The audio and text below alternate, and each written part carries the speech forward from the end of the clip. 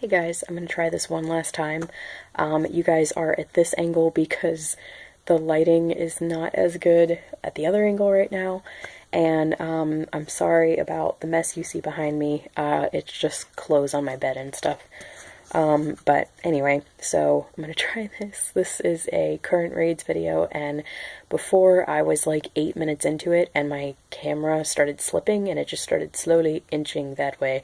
So my face was just going so anyway, I have redone it and hopefully it's stable now, and this is going to be a really long Friday reads, and I say long meaning that it's going to encompass a lot of books for like the next 2.5 weeks rather than just being for like the weekend or something.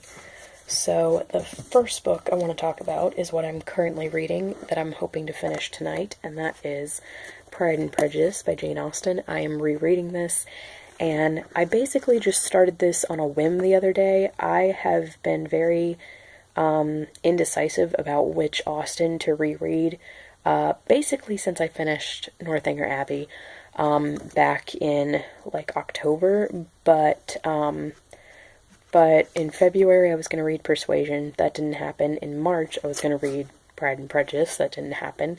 And then this month I was trying to read Sense and Sensibility.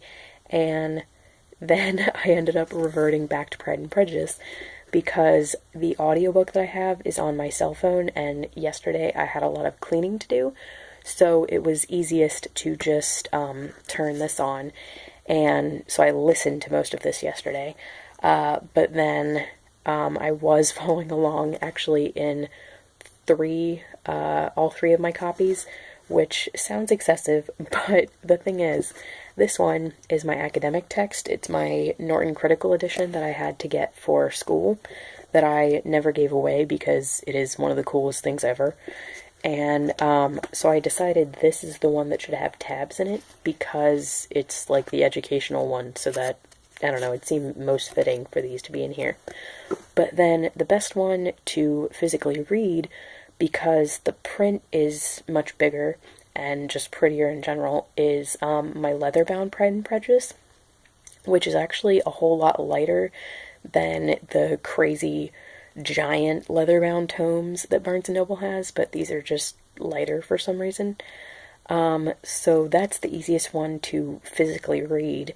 And then my other one, my little modern library one, is a pain to read because the print is either this size or smaller, which this is what the print looks like for this one.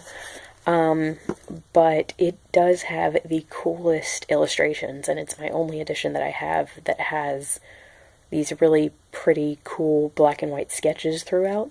So what I've been doing with that one is every hour or so that I get into the audiobook, I will go and just flip through and look at the illustrations in that copy. So yeah, I've been following along in all of them. But this one is the one that I've just been reading for right now because I'm not super close to the end, but I only have like a little under 4.5 hours left, so I'm a little over halfway. So at this point, I've kind of given up following along in the other editions, and I'm just reading this one. Not that you really needed to know that, but anyway, also the audiobook that I'm listening to is really great, and I highly recommend it. It is narrated by Rosamund Pike, the audiobook of Pride and Prejudice, and it is one of those, like, Audible Studios presents kind of things, where they mostly do classics. The other ones they've done are Rachel McAdams reading Anne of Green Gables, Richard Armitage reading David Copperfield, Tandy Newton reading Jane Eyre, Scarlett Johansson reading Alice in Wonderland, some other good ones. I'm trying to think of some other guy ones. I think they have, I want to say Nick Offerman reading Tom Sawyer, maybe. Either Tom Sawyer or Huckleberry Finn, but I think it's Tom Sawyer. And yeah, they just have some really, really cool actors reading classics, and the best part about Rosamund Pike reading Pride and Prejudice is she played Jane Bennet in the 2005 Pride and Prejudice. So that's just a really cool connection, and I would think that she just said to them, like, can this be the one that I read? And that's the thing, is I don't know if the actors all pick the ones that they read, or if Audible approaches them and specifically asks, can you read this one? And yeah, she just has done such a great job with it, because she has such a great voice for narration, but she also does an amazing job with creating these different voices for all the different characters. So yeah, I'm completely loving it, and right now I'm at the part where, and this isn't really a spoiler, but it's the part where Elizabeth is at Pemberley with her aunt and uncle, and she runs into Darcy, not really expecting him to be home, and he introduces her to his sister, and then I think Bingley shows up. So I feel like that's not really a spoiler for people who haven't read the book or seen the film, because you don't know the context of all of that. So anyway, yeah, that's where I am, and it's one of my favorite parts of the book, so I'm really looking forward to reading / listening to the rest of it. And I'm going to shut up about this one book that I've talked about for 6 minutes. Next is A Tree Grows in Brooklyn, which, by Betty Smith, which I'm basically trying to marathon read / listen to tomorrow, because I have until Sunday at 1 to finish this, because that's when the audio is due back. But, the thing about that is that I can't listen to any of it on Sunday morning, because I have church and lunch.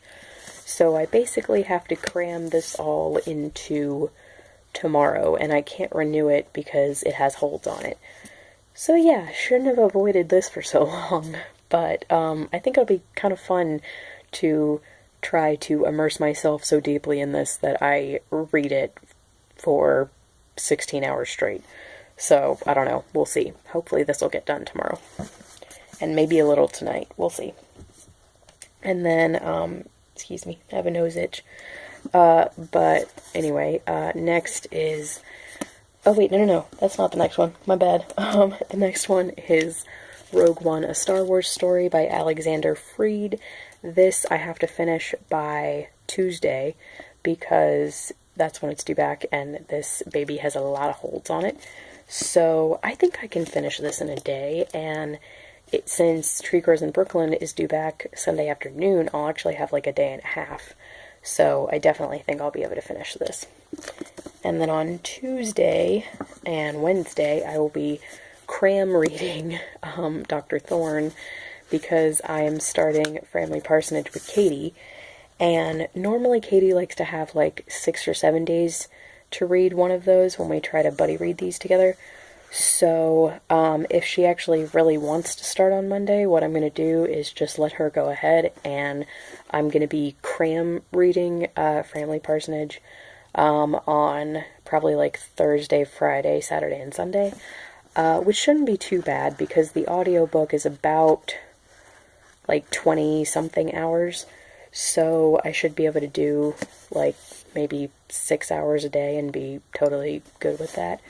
But yeah, I'm really looking forward to reading this, and I'm really looking forward to buddy reading it with her, because we just have a lot of fun talking about this series, and just when we buddy read other things, like when we read Lady Audley's Secret, it was just so much fun to talk about all the things. So, yeah. So those are my 2 main focuses for next week. And then the week after is going to be reading, where is it? I need to read Anne of Avonlea by Ellen Montgomery. This is due back, the audio for this is due back in like 12 days, and I'm almost halfway through, so this should be easy to finish in a day. And then Tale of Two Cities after that, because that's also due back, I think, in maybe like 16 days, so I need to read this as soon as possible. So those 2 are on the list. And then once I finish those, I want to finish Lost in a Book by Jennifer Jennifer Donnelly. I almost said Jennifer Connelly. She's an actress.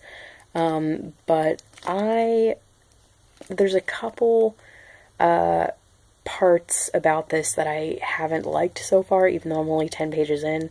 I love the writing. I think that is great.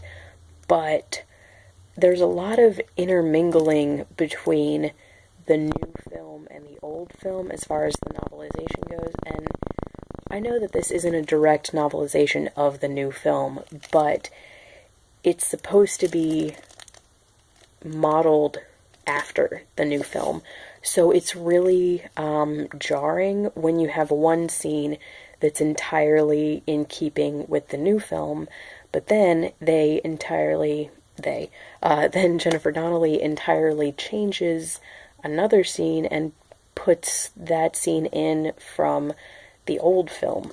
Like, for example, the library scene where the Beast, Prince Adam, shows Belle the library is much closer in this book to the old film than it is to the film that is out now, and that's just, I don't know, like, even based on the cover, it feels like it's supposed to be based on the new one, not the old one. And I love the old one, I do, but honestly, the library scene, like, the library itself, I prefer the cartoon. The interaction between the Beast and Belle, I actually like better in the new one, just because they did make literature and reading a huge part of his life. So anyway, so it's jarring to have this combination, I guess, but I do like the writing so far, so I'm hoping to get back into this, and I have to finish that soon.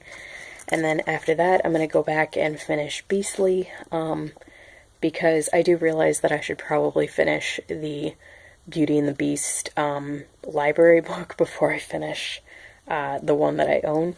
So anyway, I'm going to finish that. And then I want to finish Fellowship of the Ring by Tolkien, as well as Life, the Universe, and Everything by Douglas Adams. And these will both be very easy to finish, probably in the same day, because this I only have like 2.5 hours left, and this I have about 4, so these should be easy to read in the same day. And then I really want to try to finish Dreamer's Pool.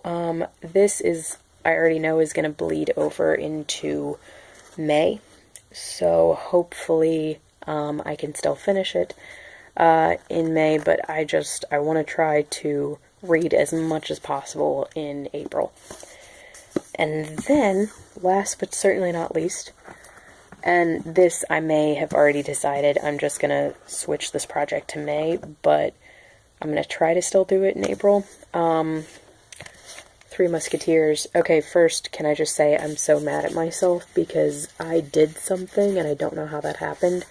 I have no idea what that is or how it happened, because I haven't, as far as I'm aware, I haven't had coffee near this thing, I haven't had chocolate near it, I haven't had tea near it, and this was not there when I bought it. So I don't know what happened here. And the thing is, I can't feel it, so it's like totally dry, so I have no idea what it is. But anyway, yeah, that was upsetting when I noticed this earlier today. But anyway, I was trying to read about 20 pages of this a day, starting at the beginning of the month. That did not happen at all. So at this point, I'm either going to start maybe on like Sunday and try to still read 20 pages a day and just finish in the middle of May instead of the middle of April, or if I feel like that's too overwhelming for everything else I'm having to read this month, then I will start this project in May instead. So we'll see how this goes. But anyway, that is everything. Thank you guys so much for listening to this huge spiel of the rest of everything that I'm reading. And I know that you guys saw some things in here, or I know that you didn't see some things in here that were actually in my April TBR. Those are still totally on my priority list, but they're just lower on the priority list than all these others. So those I'm actually going to focus on in May, I think, I hope. So yeah, those I'm just going to shift to May. So let me know what you guys think of any of the books that I've mentioned here. Let me know if you guys have any advice about like that reading order that I gave, or how fast I was trying to read some of them. I don't know. Especially the Tree Grows in Brooklyn thing, because trying to cram that thing into one day is going to be very difficult. So anyway, thanks so much for watching, and I'll talk to you guys later. Bye.